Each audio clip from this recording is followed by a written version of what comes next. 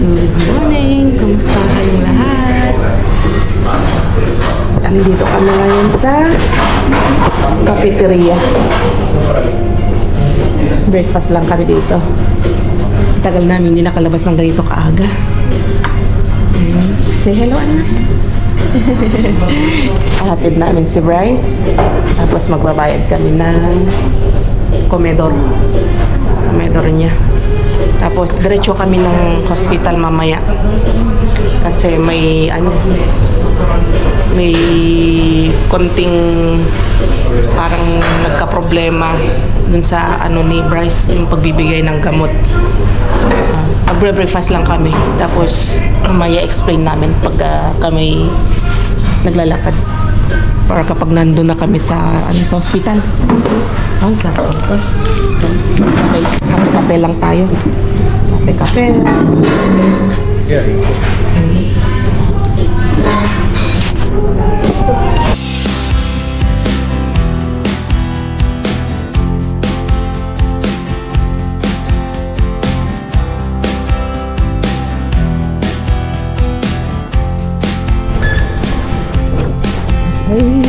Tapos lang naming mag-almusal. Natid na namin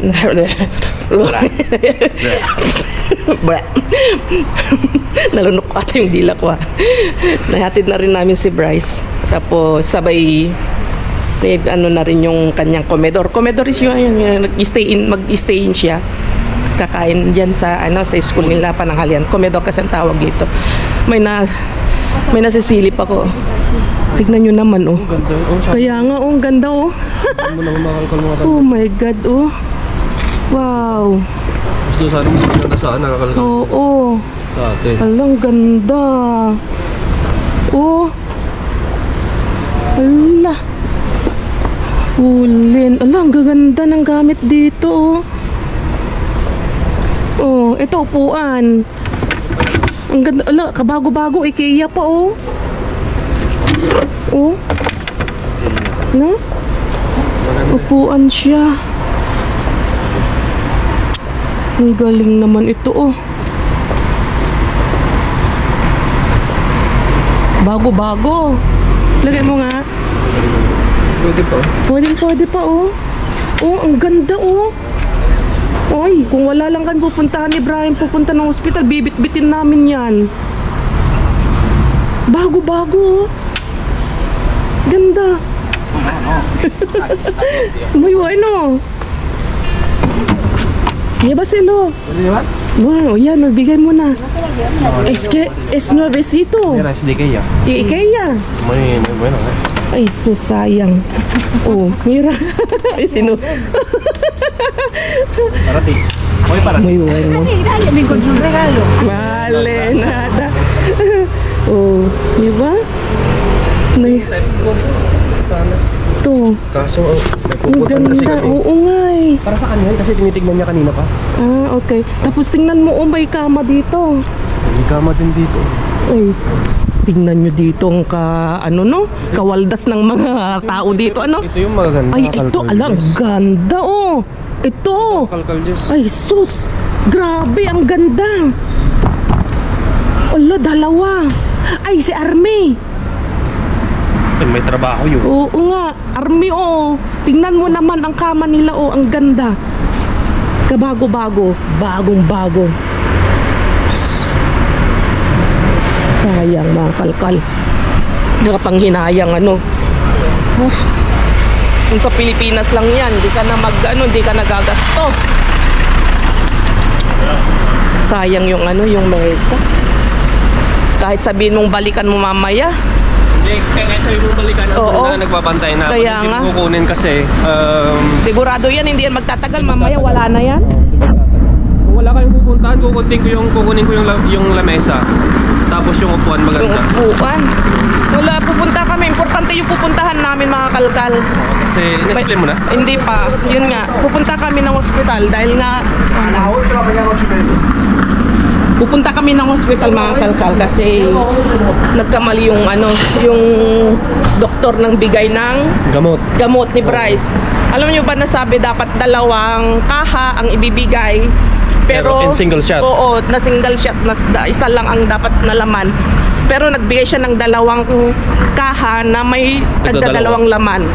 Kaya i-report namin. Kasi nga, kamahal-mahal yan na ano. Uy, bago to ah. Parang 7-Eleven. Parang 7-Eleven.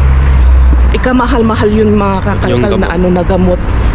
Alam nyo na yung isang gamot na gano'n na isang turukan lang ni Bryce na yung 300 ml yung milligram. Basta wag mo nang i-explain. Basta yung isang gano'n na isang turok. Ito ipapakita ko. Worth ano yan? Halos 2,000 euros. Yung isang ganyan mga kalkal. Isipin nyo yun. Nagkamali sila ng bigay, 2. Bakit? Hindi, wait lang. Kasi pwede tayong dumayo dito. Ayun, So, pakita mo. dito may super car dito. Mga kalkal, mga tandem. Hindi Malapit sa sa school ni Bryce. I-try namin puntahan to. Oo. Puntahan natin to. Gabi, pasyalan natin, para may iba tayong may survey dito. Oo. Ano? Puntahan natin, Pwede tayong mag-bus. Mag-bus. Hindi, maglakad ka na. Ba't ka magbabas pa? Medyo malayo ito. Kalahating oras sa paglalakad. Andyan lang yung pinuntahan natin na yung Anton Martin na yung nga. sa Ibig Chueca. sabihin, kapag galing ka ng bahay, kapag pumunta ka dito, kalahating oras ka maglalakad. Exercise na natin. Exercise. At least tignan natin kung may tapon sila dito. Ganda. Bago. So yun mga kalkal, kailangan nating i-report kasi hindi natin pwedeng hindi i-report yun kasi nga napakamahal. Tapos baka siyempre may mga nag-aantay pa na iba. Siyempre sabihin, kapag nag-inventory sila, bakit parang kulang? So ibig sabihin nun, problema malaki yun. Nagkamali yung doktor niya. So i-report natin para siyempre hindi naman na pwede nating i-advance yung mga turok kay Bryce kasi dapat naka-record yan.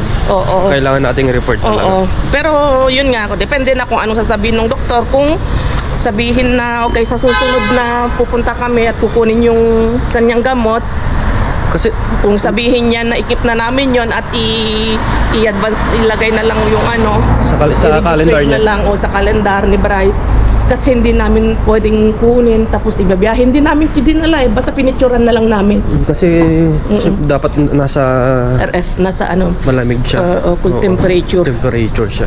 Malamig, walang problema naman kasi malamig, pero yun nga na mashiki-shiki siya. Galaw-galaw, kaya hinayaan namin depende kung anong sasabihin, i-report lang namin ngayon. Diyos ko Lord. Siguro yun nga, nagkamali kasi nung doktor na yun, nung ang tawag nito, nung kami magtataya nga ako. Tataya daw ng loto, makasakaling manalo tayo mga kalkalo. Laki na mga panalo. 130 million euros.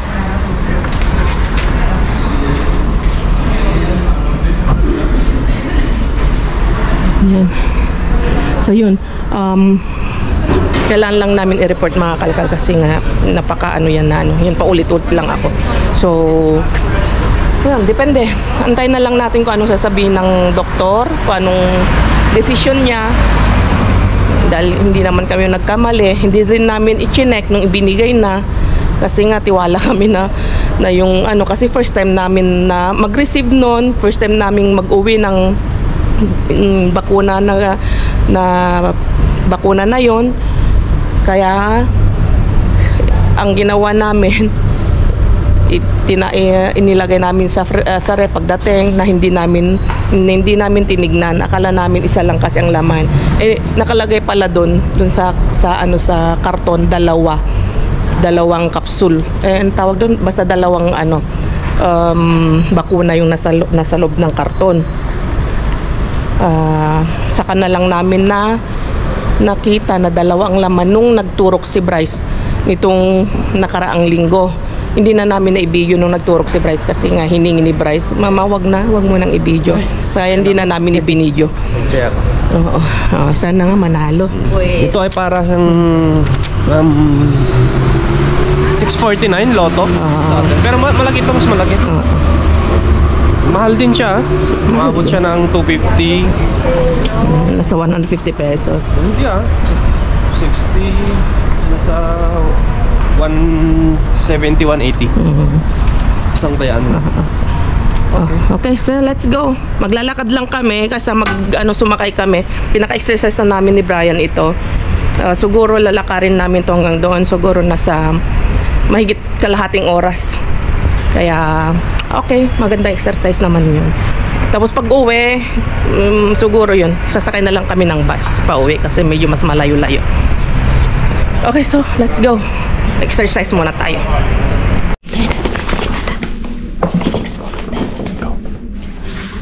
So nandito kami ngayon mga kalkal. Nandito kami ngayon sa farmasya ng hospital. Inaantay namin. Na kami dyan. Tawag nito?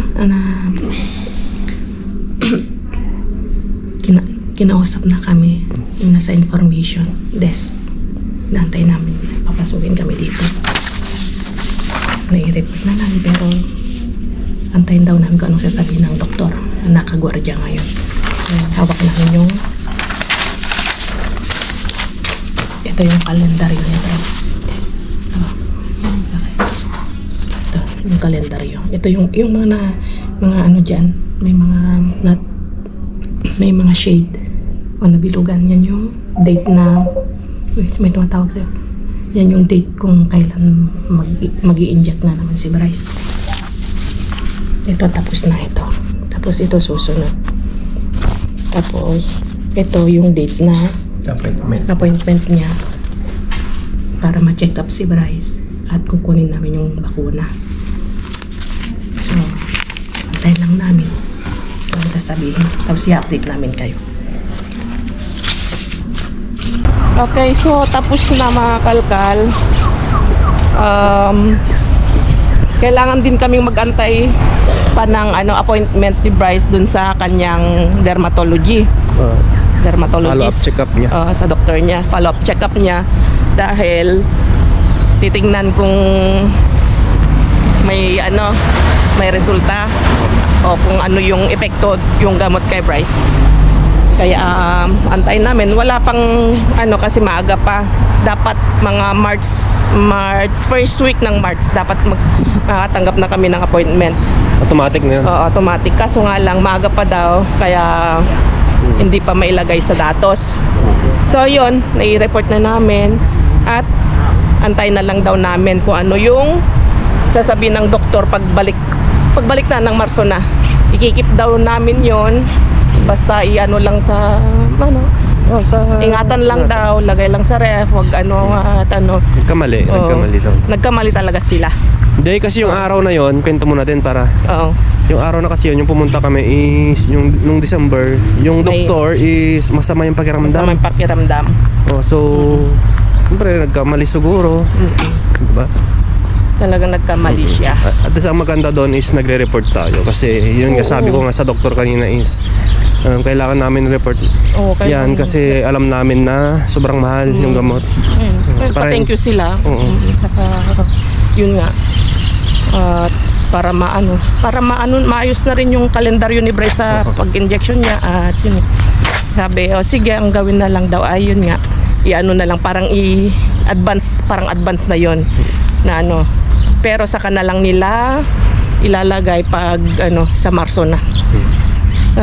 Okay na naayos na kaysa naman yung gano'n tayo, diba? Nag-isip tayo na baka nagkamali or syempre naintindihan din namin ni Brian yung yung instruction lahat. So yun nga nagkamali nga yung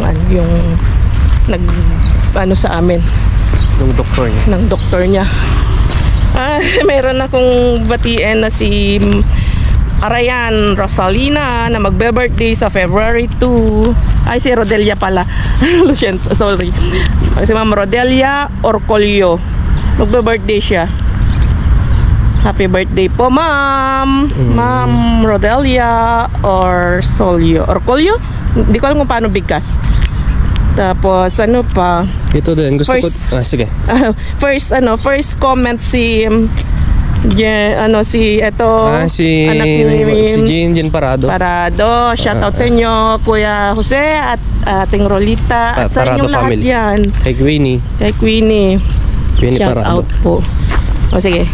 At so yun, gusto ko lang din batiin si Ma'am Evie Jelly ng advance happy birthday ngayong February 9. Advance happy birthday po, Ma'am Evie Jelly. Ng Santa Rosa, Laguna. Si Ma'am Maricar Besas na nasa Kuwait ngayon, shout out po. Since pandemic daw siya, ay ano na natin, followers natin. At kay Ma'am Emma Heronimo. Nakakatuwa lang kasi sabi niya, yes vlog na ano daw, sabi niya important yung parang baga naka-open lang daw yung kanyang cellphone. Kahit may ginagawa siya, palingon-lingon lang daw siya. Naka-open na niya lang na ano, pinapanood daw tayo at saka ni Tay Finis, Inday Karya. Maraming salamat sa suporta. Sigurado yan, hindi na rin nag-i-skip ads yan. Siguro kasi hinayaan niya. Kaya thank you po. Mga team new skip ads. Magugulat ka na lang marinig mo yung pangalan mo. Si Ma'am Emma Heronimo. Shoutout po. Ganda ng sikat ng araw ngayon. Yan na maglakad-lakad. So ngayong next week or the next day, abangan nyo yung mga gagawin natin. Para gusto ko lang i-open dito yung ano, yung tinoma ni Kat. Dito na tayo, Kat Bernardo, si Catherine. Grabe, mahal pala yung kanyang, ito lalagay ko, mahal pala yung kanyang ininom na tequila. Nakita mo sa IG niya? Oo. Sina Sofia, nasa ano sila. Siyempre mayaman yun. Kain-kain yung bilihin yun. Pag yumaman tayo, tikman din natin to. Yung tinikman niya, magpapakalasing din tayo. Grabe, hanggang tequila na lang ako ng Jose Cuervo, yun lang ang kayang bilhin. Hindi, meron hanggang pa. Jose Cuervo muna tayo. Meron din gold kakalkal, Jess. Yung gold. Pero ito, maganda yung kanyang botelya, parang ceramica, parang kasi ano siya, parang sa gray, ano ng grace, Mexican ano siya, Mexican na alak ito, at saka sadyang mukhang mamahalin niya talaga. Pero para sa akin, hindi ko ipagpapalit yung gin dyan sa atin. The best pa rin ang gin. Lalo yung mga tinitimbla ni Jojo, yung Shembot. Shembot. Sarap. Shoutout kay Jojo. Masarap kasi yung gin. Para sa akin, gusto ko yung gin. Masarap. Ang kalasan nito ay dito yung yung beefeater. Beefeater. Yung gin kasi hindi nakakalaki ng tiyan. Hindi gaya ng mga beer. See? Oo, talaga na pag dati beer kasi yung iniinom din ako ng Red Doors. Doon na tayo sa kabila kakalkal. Yes. Mag-yoga sila dito. Nag-yoga dito. Red Doors, mahal na ng Red Doors, di ba? Kahit yung gin 60 ata or 70. Mga exercise nila dito. Pwede tayong sumali dyan. Oo, pwede. Pili ka na mga ganyan mo, guard rice mo. Okay, so yun. At least tapos na yung aming iniisip ni Brian. Kailangan din tayong galaw-galaw para wala mabawas-bawasan yung isip-isip natin. Kaya mamaya importante yun kasi makakamatanong sa gamutan ni Bryce. Lakad-lakad lang kami ni Brian dito. Enjoy muna namin tong fresh air dito at saka yung magandang sikat ng araw. Burn lang kami ng konting calories. Tapos nilalamon mamaya. Ganun talaga. Okay, sige. Vamos. Let's go. Hindi pa rin tapos yung obra dyan sa kapitbahay namin, mga kalkal. Tak. Popok sila. Maghatid tayo ng ayuda, mga kalkal, dun sa kaibigan nating Latina. Ano siya? Senior citizen na siya. May 2 apo. So, isasalubong natin dyan. Mamaya paglabas ni na Bryce sa school, sabay-sabay na daw sila. At isasalubong natin dyan sa downtown. Ibibigay tayo ng chocolate. Ang dami natin na pang chocolate. Ibigay natin yung yan. Ibigay natin. Andun yung isang itlog, keso, Ito pa yung mga butter na nakuha natin. Organic siya, bio. Tapos, pati itong cheese. Tagal na nating nakuha ito. Basta nakaref lang, walang problema. Tapos mga konting gulay. Carrots. Gusto nun ko, carrots at saka celery. Tapos patatas. Dahil patatas. Tayo, marami pa tayong maiwan dyan. Meron pa tayong mapagbibigyan. So, ano lang. Kung ano lang daw yung kaya niyang bitbitin din kasi malayo pa yung kanilang uuwian. So mamaya, antayin lang ang tawag. Sasalubong natin ito.